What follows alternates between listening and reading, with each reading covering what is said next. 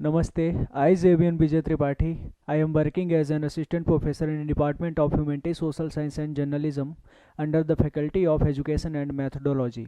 आज मैं एक बेहतरीन टॉपिक डिस्कस करूंगा और इस टॉपिक का नाम है जो कि टीपू सुल्तान से और अंग्रेज़ों से रिलेटेड है और इस टॉपिक का नाम है थर्ड एंग्लो मैसूर वॉर।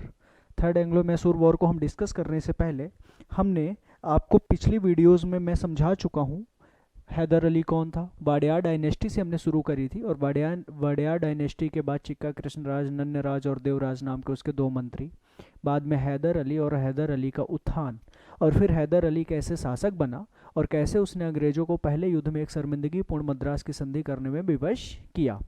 दूसरे लेक्चर में हमने डिस्कस किया था कि कैसे दूसरी बार भी हैदर अली जब भरोसा टूट जाता है अंग्रेज़ों से और वो फ्रेंच से अलाई करता है फ्रेंच के साथ, जिसकी वजह से उसका और ब्रिटिश कंपनीज का यानी कि ईस्ट इंडिया कंपनी का विवाद बढ़ता है और सेकेंड बैटल भी होती है। अनफॉर्चुनेटली हैदर अली की कैंसर से डेथ होने के बाद हो जाती है यानी कि ड्यूरिंग द वॉर, और उसके बाद आता है टीपू सुल्तान और उसने एक डेढ़ साल तक युद्ध को जारी रखा। युद्ध का कोई रिजल्ट नहीं निकल रहा था तो मैंगलोर की संधि के साथ युद्ध को समाप्त कर दिया गया। आज के लेक्चर में बस हम इसी के आगे से कंटिन्यू करेंगे और समझेंगे कि कैसे तृतीय युद्ध हुआ, तृतीय युद्ध के क्या सर्कमस्टांसेस रहे और क्या कैसी कौन सी परिस्थितियां रहीं, और हैदर अली एक शक्तिशाली राज्य बनाने के बाद भी अंग्रेज़ों से क्यों हारा और उसका आधा क्षेत्र उसके हाथ से कैसे निकल गया, हम डिस्कस करेंगे। टॉपिक का नाम मैं लिख देता हूँ,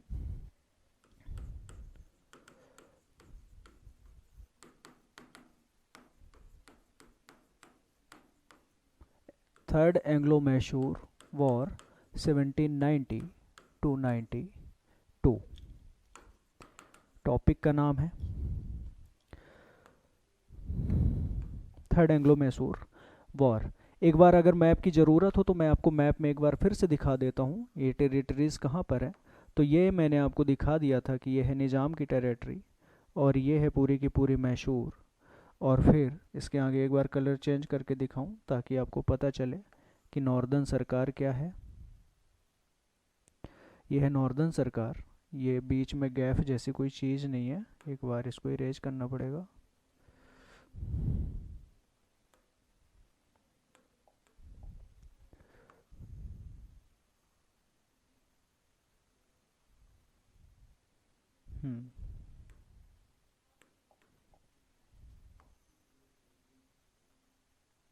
नॉर्दर्न सरकार, हैदराबाद, मैसूर, इधर है मराठे, और ये है यहाँ पर पौंडीचेरी,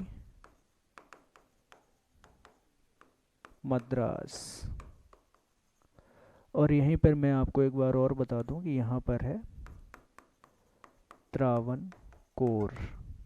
मैप में आपको दिख रहा है कि मैसूर है, ये निज़ाम की टेरिटरी है, ऊपर मराठे हैं, उधर बंगाल है जिसपे battle of Plassey and Buxar के बाद अब अंग्रेज़ों का रोल हो चुका है। आगे आप देखेंगे कि यह है मद्रास जहाँ पर ईस्ट इंडिया कंपनी की प्रेसिडेंसी है, और पौंडीचेरी है जहाँ पर फ्रांसीसी भी है, और एक त्रावणकोर नाम का हिंदू राज्य भी है। ये त्रावणकोर को बनाना इसलिए ज़रूरी था क्योंकि ये युद्ध कहीं ना कहीं इसी से रिलेटेड है। अब हम आगे चलते हैं और आगे देखते हैं कि क्या परिस्थितियाँ रहीं और युद्ध में क्या हुआ। अब आपको मैंने बताया था कि 1784 में ट्रीटी ऑफ मैंगलोर हुई,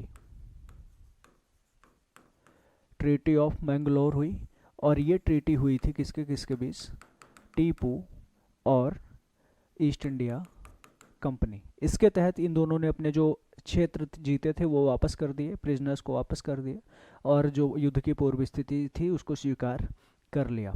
अब देखते हैं कि जब टीपू सुल्तान आया तो टीपू था कौन, वो वॉज टीपू, एंड ये इतना फेमस कैरेक्टर के क्यों है और इतना कंट्रोवर्शियल कैरेक्टर भी इंडिया के अंदर क्यों माना जाता है टीपू को, ऐसी क्या बात है टीपू में।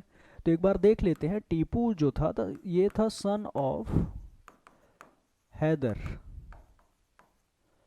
हैदर अली का सन था, बेटा था, जिसका जन्म हुआ था 1750 में, 1750 में इसका जन्म हुआ था। कहते हैं कि टीपू सुल्तान को बहुत सारी लैंग्वेज बहुत सारी लैंग्वेज पता थी, बहुत सारी लैंग्वेज इसने सीख रखी थी। और इसने Arabic, Persian, Urdu, Hindi, Turkish, बहुत सारी लैंग्वेज में पकड़ थी इसकी ठीक ठाक। कहते हैं कि पिता के मरने के बाद इसने आर्मी रिफॉर्म पे सबसे ज़्यादा फोकस किया।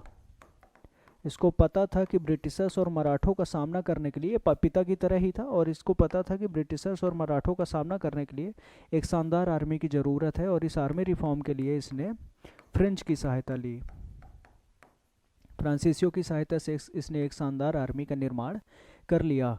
टीपू सुल्तान वो व्यक्ति था जिसने रॉकेट टेक्नोलॉजी इंट्रोड्यूस की। रॉकेट टेक्नोलॉजी को इंट्रोड्यूस किया और इसे फादर ऑफ कहते हैं। Father of rocket technology, father of rocket technology, pioneer of rocket technology कहते हैं। टीपू सुल्तान ही वो व्यक्ति है जो नेवी की इम्पोर्टेंस को समझता था, इसलिए इसने डक यार्ड बनवाए। क्या बनवाए? Duck yard.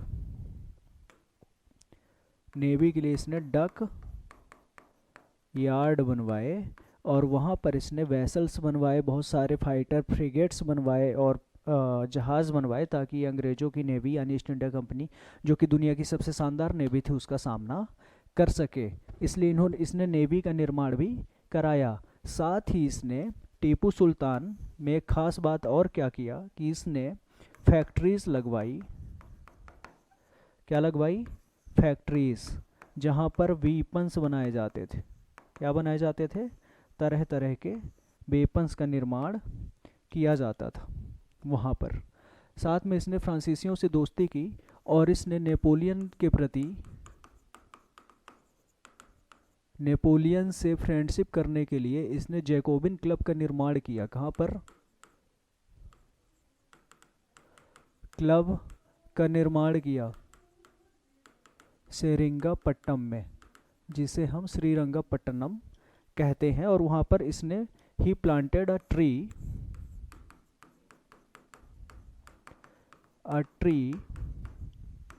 ऑफ लिबर्टी, और इसने एक लिबर्टी का पेड़ भी सेरिंगापट्टनम में इसने एक पेड़ भी लगाया था। तो टीपू सुल्तान के बारे में ये हो गया उसका इंट्रोडक्शन।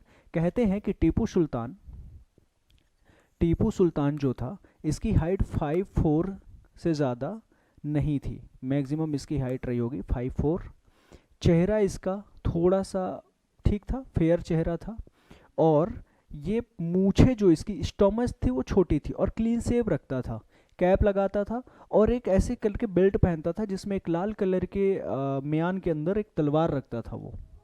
कहते हैं कि वो बचपन में ही घुड़सवारी में उसका शौक था, और उसने वो घुड़सवारी करने में उसको वो काफ़ी अच्छा ट्रेंड हो गया था, पारंगतता को प्राप्त कर लिया था उसने।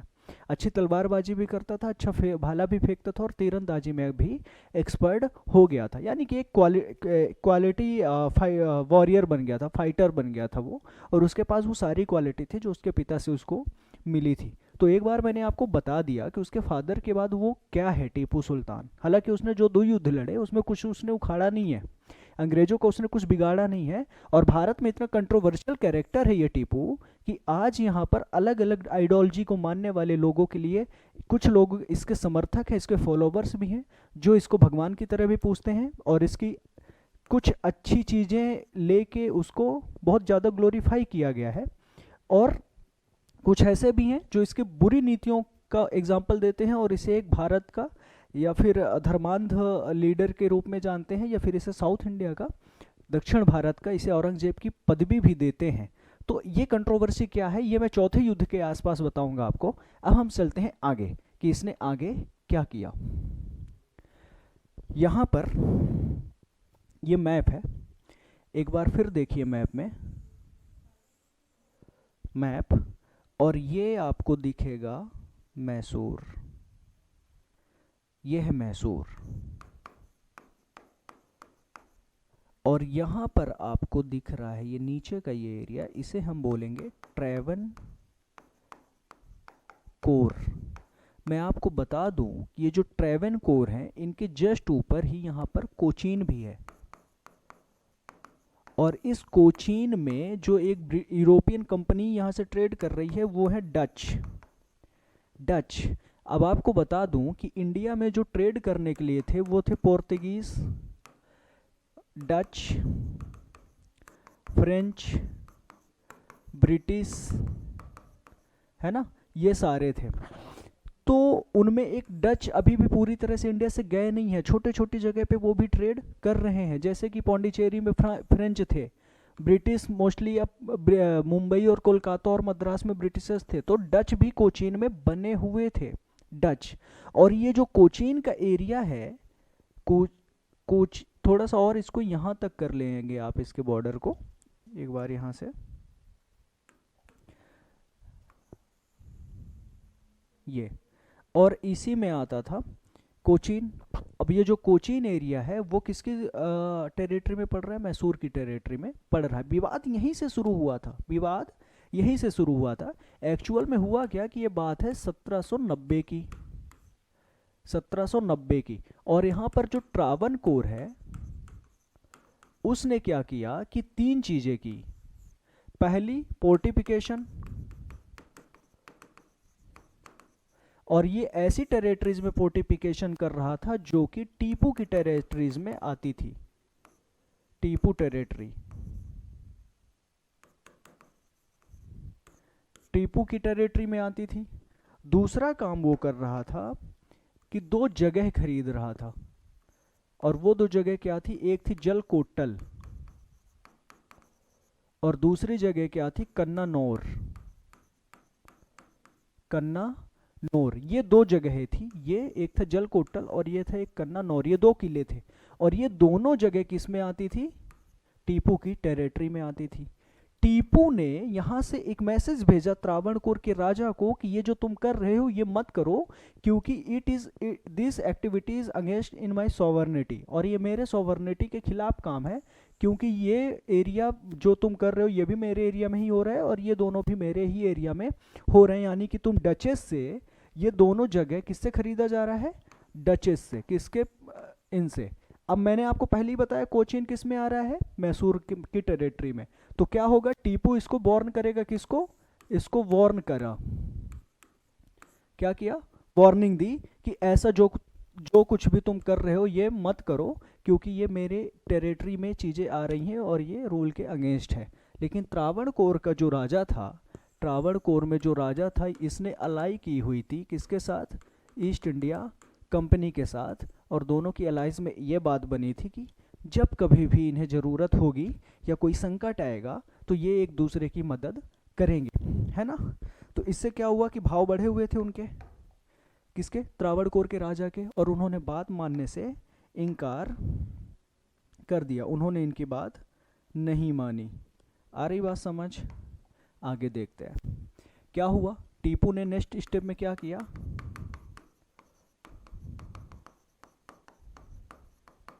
इन टीपू को लगा कि ये जो भी एक्टिविटीज़ हो रही है मेरे सॉवर्निटी के खिलाफ है, इसलिए उसने क्या किया कि त्रावणकोर के ऊपर हमला कर दिया।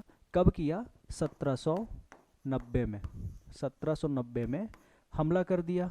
अब यहाँ पर त्रावणकोर के साथ किसकी संधि है? ईस्ट इंडिया कंपनी की। तो ऑब्वियस सी बात है ईस्ट इंडिया कंपनी ने किसके ऊपर अटैक किया? नेक्स्ट स्टेप में ईस्ट इंडिया कंपनी ने अटैक कर दिया टीपू के ऊपर। किसके ऊपर? टीपू के ऊपर अटैक कर दिया। अब यहाँ पर युद्ध छिड़ा। अब देखिए जो पहली आर्मी आई टीपू की, सॉरी ब्रिटिशर्स की, तो जो ईस्ट इंडिया कंपनी को लीड कर रहा था वो था जनरल मैडोज, और इसने टीपू के ऊपर इसने हमला किया।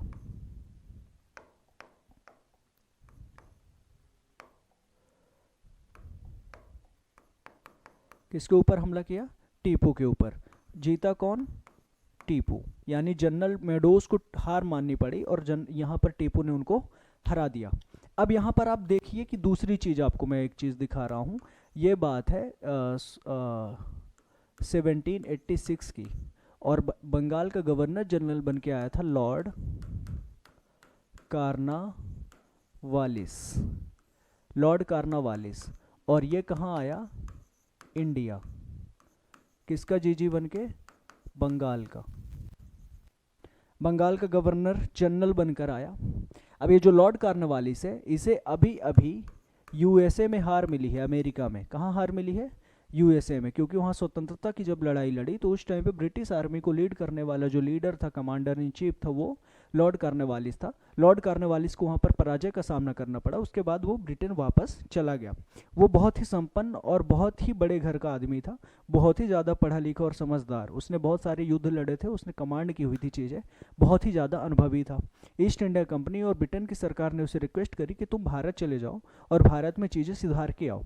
उसे एडमिनिस्ट्रेशन का अच्छा खासा नॉलेज था, उसे डिप्लोमेट भी था, वो पॉलिटिक्स भी जानता था और चीज़ों को व्यवस्थित करने का तौर तरीका उसको पता था। काफ़ी रिक्वेस्ट करने के बाद वो भारत आने के लिए राजी हुआ, लेकिन शर्तों के साथ।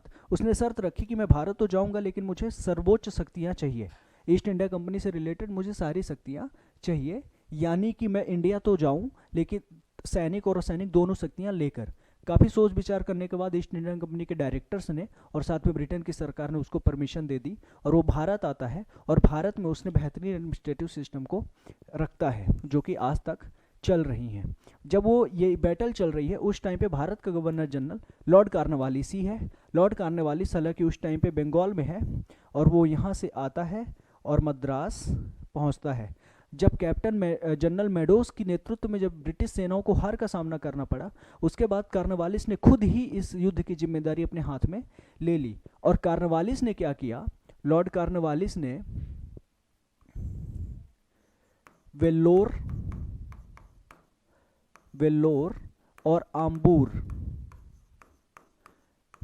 और आम्बूर से आर्मी बुलाई, इकट्ठा की और इकट्ठी आर्मी को टारगेट दिया कि तुम बेंगलोर पर हमला करो।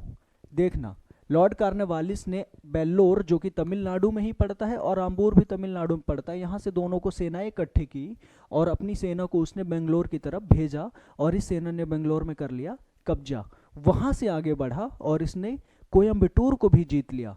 कोयम्बटूर से आगे बढ़ा और श्रीरंगपट्टनम, जो कि उस टाइम पे मैसूर यानी टीपू की राजधानी थी, वहाँ की तरफ ये बढ़ गए। और इन्होंने कोशिश की, लेकिन इन्हें शुरुआत में सफलता नहीं मिली। अब यहाँ पर आप देखिएगा, फिर से टीपू सुल्तान त्रावणकोर के राजा को मना करता है कि तुम फोर्टिफिकेशन और जलकोटल और कन्नानौर की जो एक्टिविटी कर रहे हो बंद कर दो। बट त्रावणकोर ने ये मना कर दिया कि हम ऐसा करेंगे, तुम्हारी बात नहीं मानेंगे। वो जो कोचीन का वो एरिया था, वहाँ पर डच रूल करते थे, यानी डच व्यापार करते थे वहाँ से। और वो पूरी टेरिटरी किसके नेतृत्व में आती थी, यानी कि किसके कंट्रोल में आती थी? टीपू के कंट्रोल में आती थी। बात न मानने के कारण टीपू ने क्या किया कि त्रावणकोर के ऊपर हमला कर दिया।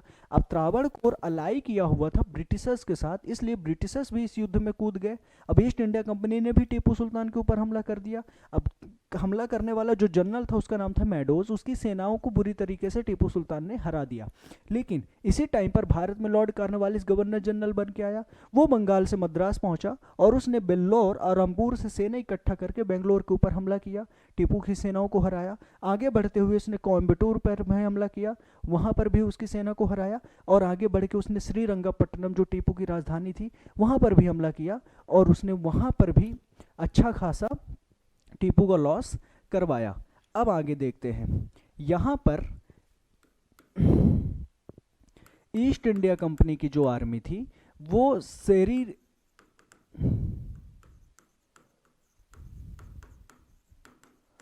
श्रीरंगपट्टनम या फिर श्रीरंगपट्टिनम, कुछ भी इसको कह सकते हैं, श्रीरंगपट्टनम की तरफ बढ़ रही थी ईस्ट इंडिया कंपनी की आर्मी। अब यहाँ पर टीपू की राजधानी है, व्यवस्था चाक चौबंद होगी, सेना भी ज़्यादातर यहीं पर होगी सुरक्षा के लिए। तो यहाँ ने ईस्ट इंडिया कंपनी ने निजाम प्लस मराठों को जोड़ा। किसको जोड़ा? मराठों को। अब यहाँ पर जब इतिहास की किताब आप पढ़ोगे तो यहाँ पर आप ये देखोगे कि लिखा मिलेगा आपको कि मराठे की बढ़ती हुई पावर से जलते थे।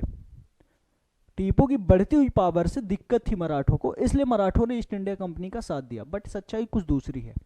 टीपू की जो धार्मिक नीति थी, धार्मिक नीति, उस धार्मिक नीति को अगर आप अध्ययन करोगे तो उतना कट्टर रूलर अभी तक भारत के इतिहास में शायद ही कोई होगा। बहुत है, लेकिन टीपू जिसको हीरो बना के पेश किया जाता है, वास्तव में वो हीरो नहीं, वो विलन है। वो किसी एक खास समुदाय या फिर एक खास विचारधारा के मानने वाले लोगों के लिए हीरो हो सकता है, लेकिन उसकी धार्मिक नीति यही कहती है कि वो एक आतंकवादी से कम नहीं था। और मेरी नज़र में तो टीपू सुल्तान एक आतंकवादी ही है।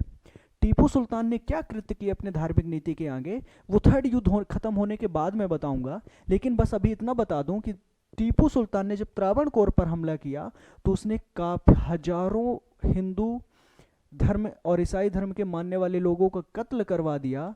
जो सिविलियंस थे, महिलाओं की से उसकी सेना ने रेप किया और वहाँ पर बच्चों को भी मार दिया गया, यानी और कई सारे मंदिरों को उसने तोड़ दिया।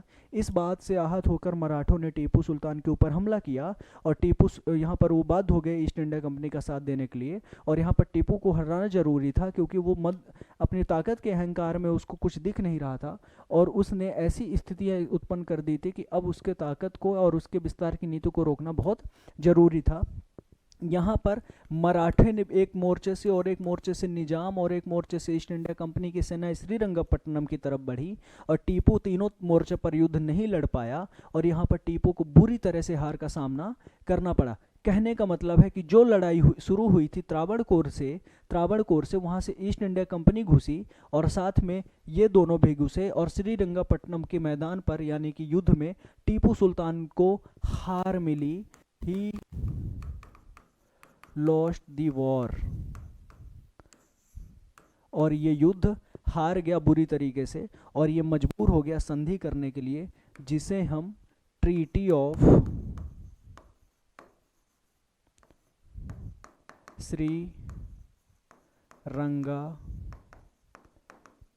के नाम से जानते हैं। अब श्रीरंगपट्टिनम की जो संधि हुई उसमें आप देखिए कि ईस्ट इंडिया कंपनी को क्या मिला, तो इन्हें मिला 12 महल प्लस डिंडीगुल प्लस मालाबार। अब ये मालाबार वो जगह है जिस पर ईस्ट इंडिया कंपनी सदियों से नज़र बना के रखी हुई थी, क्योंकि उसको ये वाले मालाबार कोस्ट से ट्रेड करना था यूरोप और अरब के बीच, जो कि ज़्यादा आसान था। डिंडीगुल वो जगह है जहाँ पर हैदर अली ने बहुत सारी फैक्ट्रीज लगाई थी वेपन्स और गन्स बनाने के लिए। और 12 महल एक शानदार जगह थी जहाँ पर अच्छा खासा उत्पादन और 12 महल में खनिज संसाधन काफ़ी मात्रा में अवेलेबल थे। अब देखते हैं कि मराठों को क्या मिला। मराठों को मिला था कृष्णा,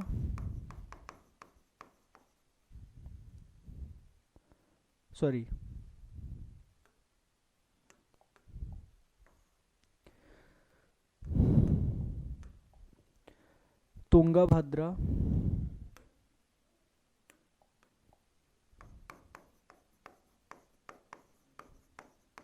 कुंद प्लस ट्रिब्यूटरीज। तुंगभद्रा के साथ साथ उसकी ट्रिब्यूटरीज जो रिवर्स थी उसके बीच का क्षेत्र मिला इन्हें। और निजाम को क्या मिला, तो निजाम को मिला कृष्णा प्लस पेन्नार नदी के रिवर के बीच का क्षेत्र। यानी कि ईस्ट इंडिया कंपनी को 12 महल डिंडीगुल और मालाबार और मराठों को मिला तुंगभद्रा और उसके आसपास की जो नदियों का क्षेत्र था, और निजाम को मिला कृष्णा और पेन्नार नदियों के क्षेत्र का। और मैं आपको बता दूं कि इस संधि के तहत टीपू का 50% एरिया किसके पास चला गया, इनके पास चला गया 50% एरिया, और कितना बचा, आधा ही बचा। साथ में इस ट्रीटी के तहत 3 करोड़ रुपए चार्ज किए गए, जिसमें 1.5 तुरंत देने थे और 1.5 करोड़ रुपए बाद में, जिसके तहत वो पैसे जब तक नहीं मिल जाएंगे तो टीपू के 2 बच्चों को बंदी बना के EIC के पास रखा गया। किसके पास रखा गया? ईस्ट इंडिया कंपनी के पास। जब तक वो पैसे तुम दे नहीं दोगे तब तक वो आपको बच्चे बाद में ही मिलेंगे। तो ये सारी आपने देख ली। एक बार शुरू से देखते हैं इनका कि क्या था। मैंने आपको बताया कि एक टीपू सुल्तान नाम का व्यक्ति आया जो कि हैदर अली का बेटा था। उसको बहुत सारी भाषाएं जानता था वो, है ना। और उसका जन्म हुआ था 1750 में। वो सन ऑफ हैदर था और उसने एक शानदार नेवी बनाई थी, डकयार्ड का निर्माण किया था उसने, फ्रिगेट बनवाए और काफ़ी जहाज बनवाए ताकि नेवी उनकी स्ट्रांग हो जाए, है ना। उसने फैक्ट्रीज बनवाई ताकि वेपन्स बनाए जा सके। और उसमें ने आर्मी रिफॉर्म करने के लिए जिन फ्रेंच को नियुक्त किया और उनकी सहायता से उसने शानदार आर्मी बनाई, है ना। रॉकेट टेक्नोलॉजी का जन्मदाता कहा जाता है। और मैंने बताया कि नेपोलियन यानी कि फ्रांसीसियों से उसने दोस्ती दिखाने